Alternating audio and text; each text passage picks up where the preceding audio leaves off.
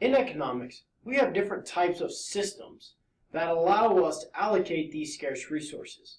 And regardless of what type of system you may be using or you may be familiar with, each one of these systems must answer 5 basic questions. Those questions are what, how much, when, and for whom. What are we going to produce? What are we going to produce using our scarce resources? How are we going to produce those goods? Are we going to use the latest technology, or is it too cost inhibitive, so we're going to use some older technology that's maybe not quite as efficient? How much are we going to produce? Are the prices high enough? Are we going to produce a lot this year? Or are the prices relatively low and it would be more beneficial for us to produce something else? When are we going to produce it?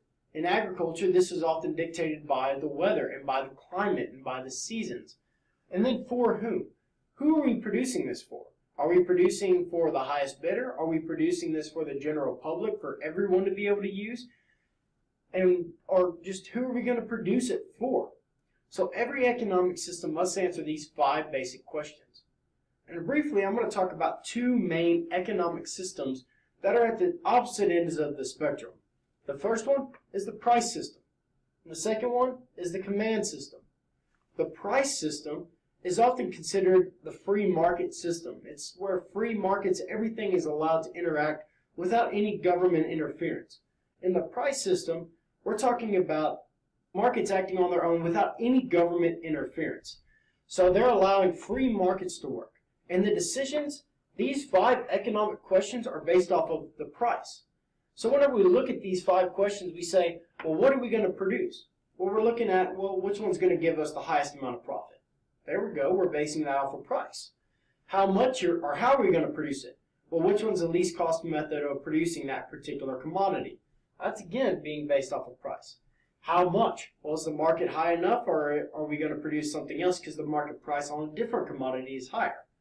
When are we going to produce it? Well, when is the market price the highest? And then for whom? Well, that's going to be dictated by who can afford it. Who can afford it at that price gets to buy it. That's the for whom aspect. So the decisions are based off of price. And each individual consumer and producer has the freedom to make those decisions on their own without any government interference. And it's very efficient on allocating market goods. And what I mean by market goods are goods that have a price on them, that are being bought and sold in a market, such as any agricultural commodity or any commodity for that matter is going to have a price tied to it. That would be a market good. Or we have the command system. The command system is a decision system that is made by the government or a central planning agency. A centralized planning agency or the government would be making all of these decisions for each one of its citizens, for example. So if we look at this, we say, well, what are we going to produce? Well, the government comes in and tells you what you're going to produce. They tell you how you're going to produce it, how much you're going to produce, when you're going to produce it, and who gets to consume it. All of the decisions are made by the government. So in the price system, we are free of government interference. In the command system, we have 100% government interference. And this is very efficient at allocating non-market goods or public goods. An example of that might be a fire department in your local town. If we were doing everything off of the price system, the fire department would only be there to help those who paid for that fire department. Versus under the command system, everybody would be entitled to being able to receive help from the local fire department if something was on fire. Here in the United States, we actually see a mix of the price system and the command system. We focus mainly on this price system, and just about everything has a price on it, and we use the price system for the majority of our products here in the United States.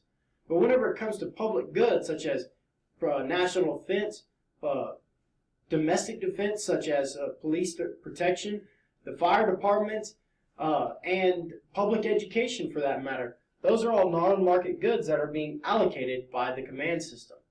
So those are the 2 main types of economic systems that are on the opposite ends of the spectrum. Now there is a lot of intermingling between these 2 in the sense that here in the United States we do use a price system and a command system, and you'll often see governments or different economies using both of them, when it meets their needs the best.